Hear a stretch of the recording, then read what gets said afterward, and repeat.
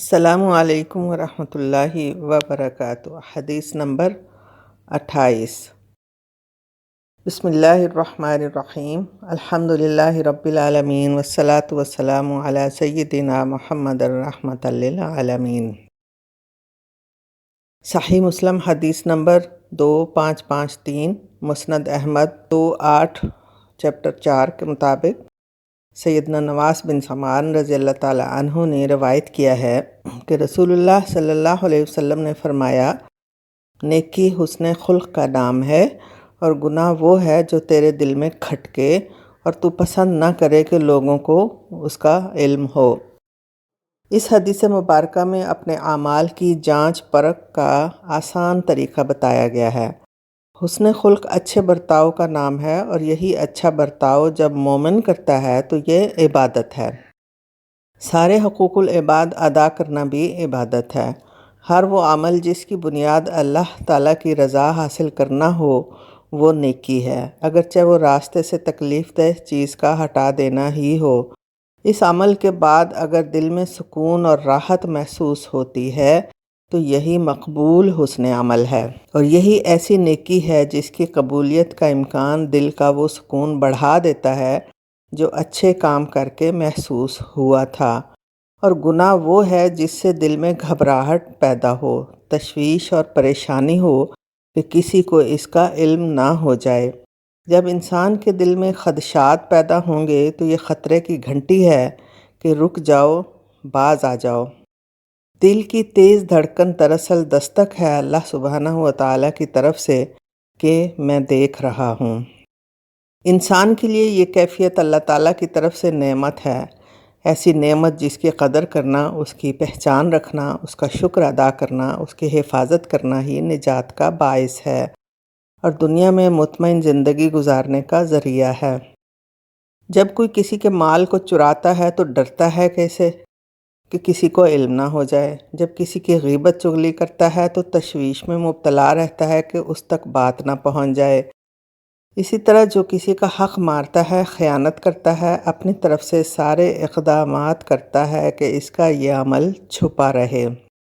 جھوٹا شخص ایک جھوٹ کو چھپانے کے لیے 100 جھوٹ اور بولتا ہے، اور ہر جھوٹ کو چھپانے میں سرگرداں رہتا ہے۔ خیانت مال کی ہو یا جذبات کی، خطا کار اس کے فاش ہونے سے ڈرتا اور اسے چھپانے کے ہیلے بہانے کرتا رہتا ہے۔ وہ یہ بھول جاتا ہے کہ وہ رب جو سینوں میں چھپے راز جانتا ہے، اس کے سامنے خطا کار کے لگائے ہوئے کنڈے تالے، کوڈ ورڈز کوئی معنی نہیں رکھتے۔ وہ جب راز فاش کرنے کا ارادہ کر لے تو دنیا میں ہی خطا کار کے اپنے ہی ہاتھوں ایسے انتظامات کروا دیتا ہے کہ اس کے سارے راز فاش ہو جائیں۔ قیامت کے دن بھی اسی طرح انسان کے اپنے جسم کے اعضاء اس کے خلاف ہو جائیں گے، اور رب نے اس دن سے بھی خبردار کیا ہے جب لازماً اعمال کا ہر پہلو سامنے لایا جائے گا۔ وَحُصِّلَ مَا فِي الصُّدُورِ إِنَّ رَبَّهُمْ بِهِمْ يَوْمَئِذٍ لَخَبِيرٌ۔ مومن اپنے اعمال کی جانچ پرکھ میں بہت حساس رہتا ہے۔ اس کا دل اس کی رہنمائی کرتا ہے، نیکی کر کے خوش ہوتا ہے، اور یہ خوشی اس کے چہرے سے محسوس ہوتی ہے، کیونکہ چہرے کو رونق روح کی بشاشت عطا کرتی ہے، اور زندگی کے شب و روز سکون سے بسر ہوتے ہیں، گویا کہ وہ وجوہ یومئذ ناظرہ الی ربہا ناظرہ کی تفسیر ہوتا ہے۔ کبھی گناہ ہو جائے تو مومن ایسی بے چینی محسوس کرتا ہے جیسے اس کے دل میں کانٹا چبھ گیا ہو یا اس کی آنکھ میں کوئی کنکر تکلیف دے رہا ہو۔ وہ جب تک اپنے اللہ کے سامنے توبہ و انابت کا اظہار نہیں کر لیتا اسے چین نہیں آتا۔ یہ احساس ندامت وہی محسوس کرے گا جو گناہ کو گناہ سمجھے گا، اور جب تک ندامت کے آنسوؤں سے آنکھ کی صفائی نہیں ہو جاتی اس کی روح بے قرار رہتی ہے۔ کہتے ہیں آنکھیں روح کی کھڑکیاں ہیں، کھڑکیوں سے وہی نظر آئے گا جو اندر موجود ہوگا۔ مومن گناہ کر کے کبھی شاد نہیں رہ سکتا، اس کے چہرے پہ ہر وقت پریشانی طاری رہتی ہے، گویا کہ وجوہ یومئذ باسرہ تظن ان یفعل بہا فاقرہ۔